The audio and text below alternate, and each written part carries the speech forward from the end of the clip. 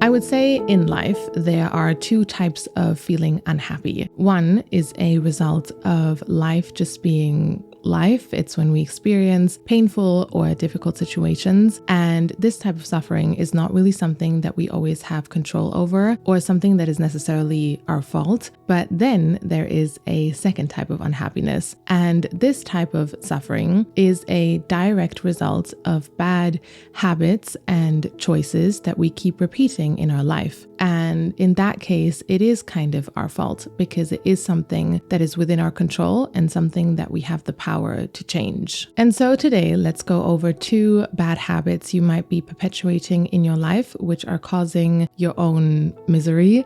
I really want to help you step out of these so that you can move closer to your happiest and most fulfilled version. As always, if you enjoy my content, feel free to support it in some way, such as liking, commenting, or subscribing. Your support is so appreciated and really helps for me to continue to create these episodes.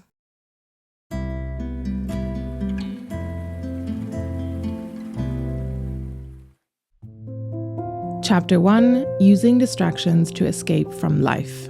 I would say generally, one of the biggest problems of our world today is that we really live in a society that highly normalizes the idea of using distractions to escape from reality, whether that is through substances, alcohol, social media, scrolling, shopping, short-term relationships, so many more things. But these forms of escapism are often normalized, or even in the worst cases, encouraged by the world that we live in. And I think because of that, a lot of us don't realize the really bad consequences that our lives suffer when we are continuously distracting ourselves in these ways. I've recently been reading this book called Finding Inner Courage by Mark Nepo, and there is a page in the book discussing exactly this issue, and I would love to read it for you. He writes, "Our modern obsession with doing, buying, having with makeovers, fame, and celebrity is creating a form of spiritual drought. Covering the earth with our diversions prevents experience from watering our roots. And then, when plain living has no way to enter us, it floods and we start to believe that it's the experience of living that can't be managed or trusted. And so we avoid life more, diving further into our diversions, which are the problem in the first place. It's a damning cycle, a perceptual doom loop." So let's say, as a simple example, for you, your form of escapism or distraction is social media. So you spend hours a day just doom scrolling on your phone.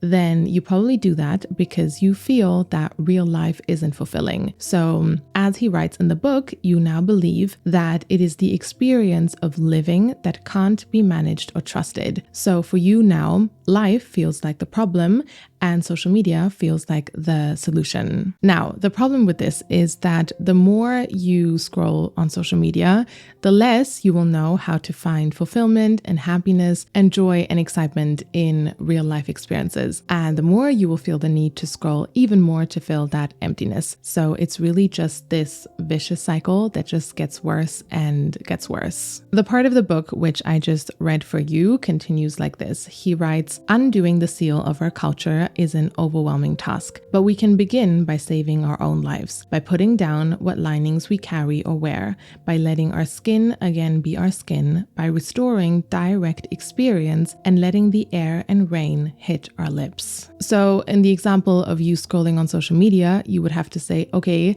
I clearly live in a world that highly normalizes using social media as a form to escape, and maybe I cannot change how the entire world operates with this, but I can start by changing my own life. And that would mean you have to put down your phone, stop scrolling, and just face whatever life is in front of you. Because even if that's not easy, in that you give yourself the opportunity or the chance to find what real life fulfillment is for you and how to create more of it. And the answers that you find with that will probably be different from what society teaches us to want or go after, but you will find something. And as he writes in the book, it's mostly the idea of simple living, or as he says, plain living, that we need to learn to find fulfillment in again. So away from achievements, material things, outside validation, just those simple moments that are just life, nature, spending time with the people you love, movement, creativity, art, or whatever that represents to you. And from my experience, once you find those moments again and you learn how to create more of them in your life, you kind of realize, oh my God, it was never that your life held no fulfillment. It was just that you were stuck in a warped idea of what life needs to look like to be fulfilling. You thought you need to be this or have this or achieve this or look like this. But if that was never fulfillment for you, then of course you couldn't find it in those things which made you want to escape in the first place. And of course, this is all easier said than done. We know that, but I think it's really important to remember that whatever you are using to escape from life, those things are never the solution. The solution lies in the life that you are looking to escape from, even if sometimes that is hard to see.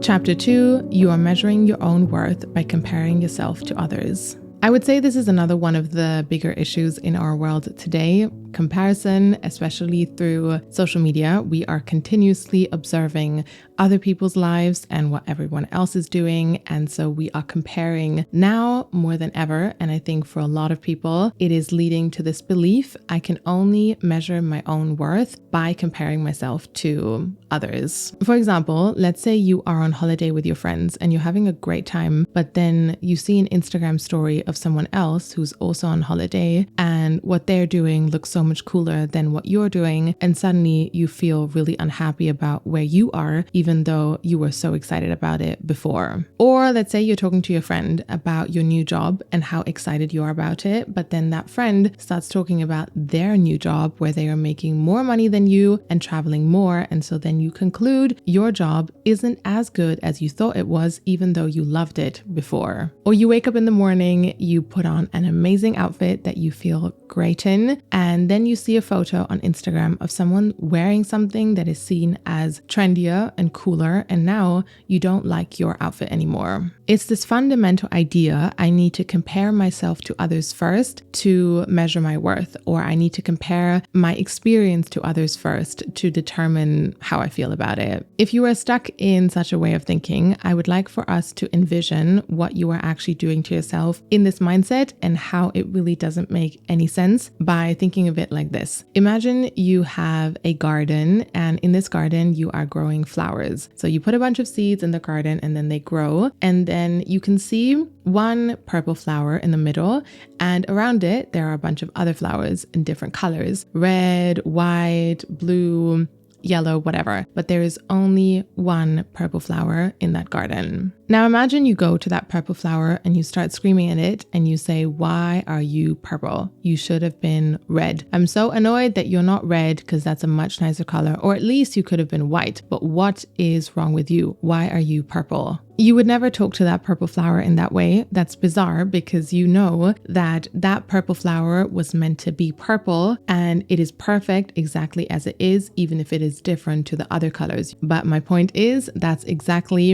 why this type of thinking is so harmful to you, because every time you think like this, you are automatically disconnecting yourself from who you really are, your authenticity, your uniqueness, and your own individual journey. And that's why it's so painful, because disconnecting from who we really are is always painful. If we go back to our previous examples, let's say you were meant to be on holiday in exactly that place because you had the intuition to book exactly that place and it's where you're supposed to be, but now you are entirely questioning your intuition even though it's so on track just because the outcome looks different to someone else's experience. Or maybe that job that you have right now is the perfect job for you right now because it's going to lead you to that next job that's going to be 10 times better, but you need to go through this experience first. But now you are questioning whether things are working out in your life or not, even though they are, just because your experience looks different to someone else's. I really like to think that we all come into this world with our own unique seed, in the way that the flower also has its own unique seed with its individual journey journey and its unique blueprint. And so the more we can stay connected to that, the more we can move towards our most fulfilled and happiest version. But the more time we spend comparing and getting pulled into